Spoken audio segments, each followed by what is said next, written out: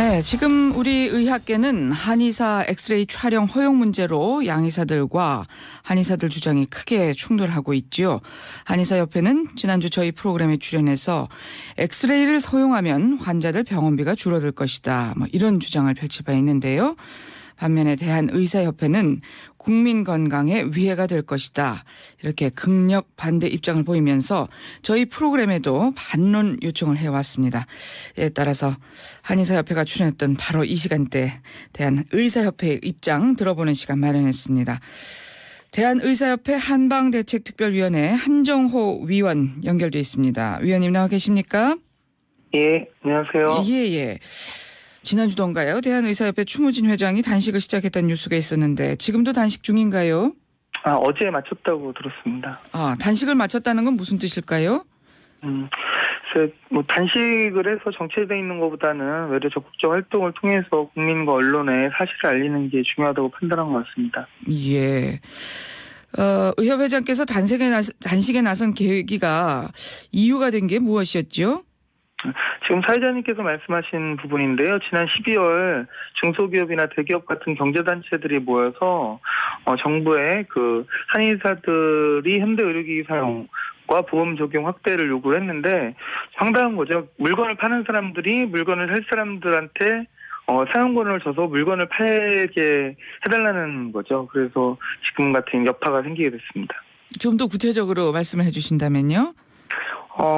정작 한의사들이나 이쪽, 의사들, 그러니까 어떤 교육과정에 있는 교육부나 보건복지 연관된 단체에서 한의사 현대의료기기 사용을 요구한 게 아니라 이것은 경제단체들, 물건을 파는 중소기업이나 대기업 연합회들에서 한의사들이 현대의료기기 사용과 건강보험을 적용해달라라고 정부에 요청을 한 거죠.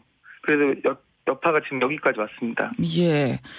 그러니까 지금 보면 정부의 보건의료 기요틴 정책이 지금 논란이 되고 있는 건데요.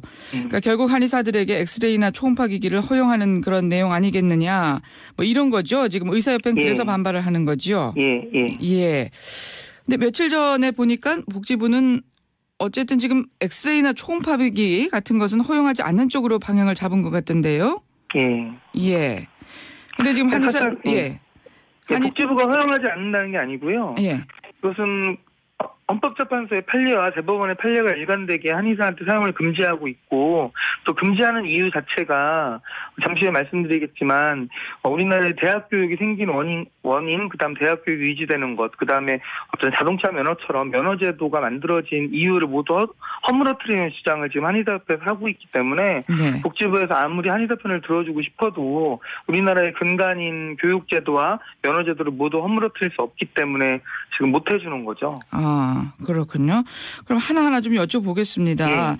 일단 지난주 한의사협회 측에서는 이 시간에 출연해서 한의원의 엑스레이 촬영을 허용하면 환자 진료비를 줄일 수 있다 이런 주장을 했거든요. 여기에 대해서는 어떤 입장이신가요? 실례를 들어볼게요. 예를 들어 CT를 병원마다 맘대로 구매할 수 있게 하면 병원마다 CT를 사는 금액을 뽑아야 되잖아요. 솔직히 말씀드려서. 그럼 당연히 과다 검사를 할 수밖에 없고 찍은 다음에 작은 병원 구매해서 치료할 수가 없으면 전원 조치를 해야 됩니다. 그럼 진료비가 더 나오게 되죠. 그래서 정부에서는 이미 10여 년 전부터 한 지역당 인구수에 비례해서 CT를 살 수 있게 못 사게 법으로 규제해놨습니다. 마찬가지로 생각하시면 모든 한의원에서 엑스레이나 초음파 같은 영상의료 기기를 수천에서 수억짜리 기구를 사게 되면 그만큼 본전을 뽑아야 돼요. 그럼 당연히 과다 검사를 할 수밖에 없고 또한 환자는 이중적 검사를 해야 됩니다. 결정적으로 옛날에 우리가 지금 145 때도 아니고 1950년대처럼 의사가 부족한 시절이 아니기 때문에 이미 의료기관이 많이 지금 거의 무의촌이 없는 시절입니다. 중소도시나 시골만 가도 다 있는 상황에서 당연히 다리가 부러지거나 다리가 염자가 생기면 검사를 위해서 환자들 스스로 병원에 가서 검사를 받으면 됩니다. 한의원을 거쳐서 갈 필요가 없는 거죠. 마찬가지로 과거에는 뇌출혈이나 뇌졸중, 심지어 심장마비조차 한의원인 한방병원을 거쳤지만 지금 누가 그렇게 갑니까? 당연히 구급차를 타고 또는 자가용을 타고 대학병원이나 중소병원의 응급센터를 방문을 합니다.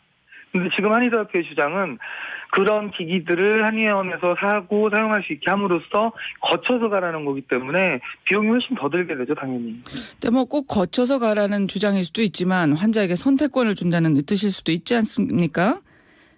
환자한테 선택권을 주라고 한다면 이제까지의 의학교육이라는 게 의학이라는 것 자체가 다른 거랑 틀리다는 논지가 일단 허물어지는 겁니다.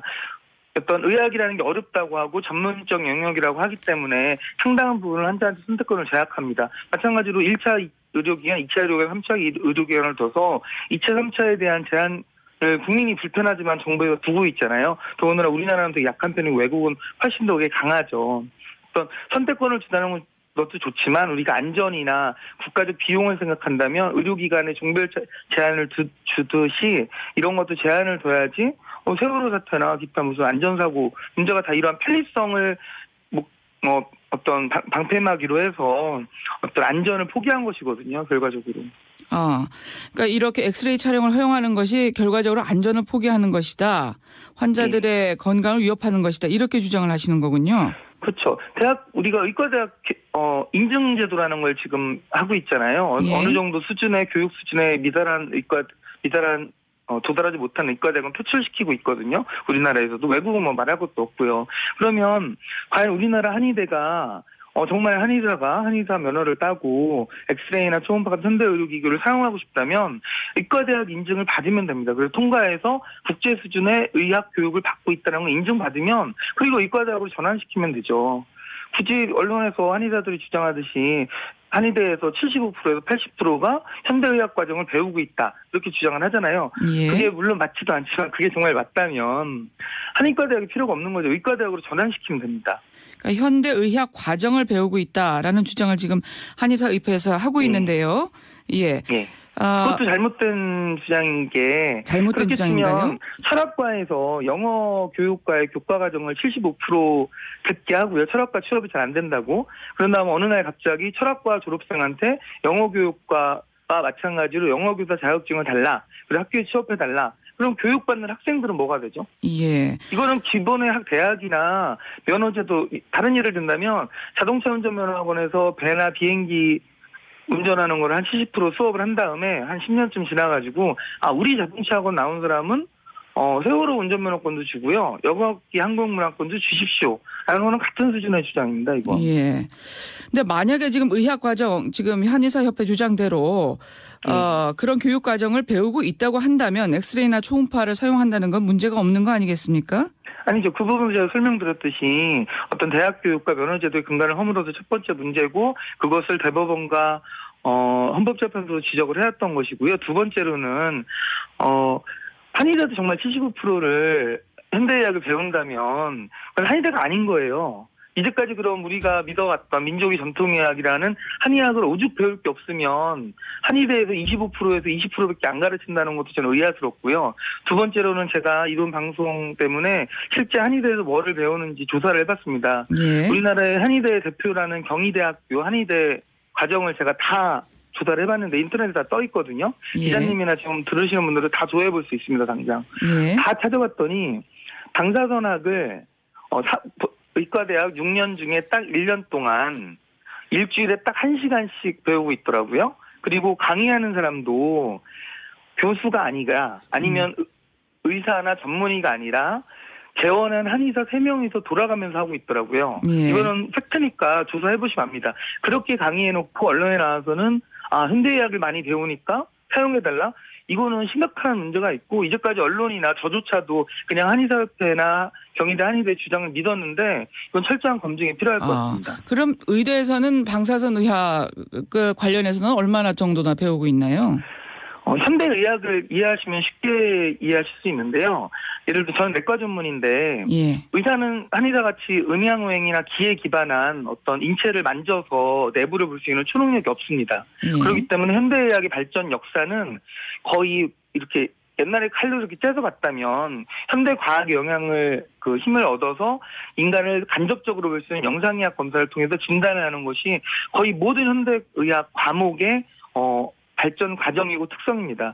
저 같은 경우 간의 암이나 췌장의 암을 과거에는 초음파로 봤다면 이제 훨씬 정밀한 CT나 MRI, 그다음에 내시경 끝에 초음파를 달고 들어가서 직접 위나 장에 들어가서 옆에 있는 췌장을 보는 기구들이 발전하게 됐고요. 예. 영상의학과도 과거에는 마비 정도를 평가하는 걸로서만 뇌의 출혈이나 어떤 혈관이 막힌 것을 예측을 하거나 종양을 예측하고 사실 머리를 그냥 열고 들어갔죠, 옛날에는. 하지만 현대과학의 힘을 얻어서 초음파나 CT, MRI를 통해서 간접적으로 뇌의 어떤 그런 걸 배우게 되기 때문에 시간이 없어서 그러니까요. 아까 뭐 한의대가 일주일에 한 번이라고 말씀하셨는데 그럼 의대는 어느 정도 되는 건가요? 그 시간 수업 시간으로 이런 내과 모든 영상의학 과목을 모든 과목에서 배웁니다. 소화기학을 배우면 소화기학에서 제가 강의하는 게 아니라 소화기학의 상당 부분을 영상의학과 교수가 소화기학 영상진단법을 강의를 하고 제가 내시경 진단을 강의를 한 다음에 다시 영상의학 교수가 소화기학의 영상의학적 치료를 강의를 합니다. 이런 식으로 저희는 통합과정으로 모든 의과대학이 인증을 받으면서 다 이렇게 묻어 있어요. 그래서 뭐 시간으로 얼마 뭐 이렇게 표현하기는 어려우신 모양이네요. 예. 제가 보기에는 거의 30-40%가 특히 임상 과목에서는 다 영상에 대한 것을 배웁니다. 30-40%. 알겠습니다. 예. 오늘 말씀은 여기까지 듣겠습니다. 고맙습니다. 예. 대한의사협회 한방대책특별위원회 한정호 위원과 말씀 나눴습니다.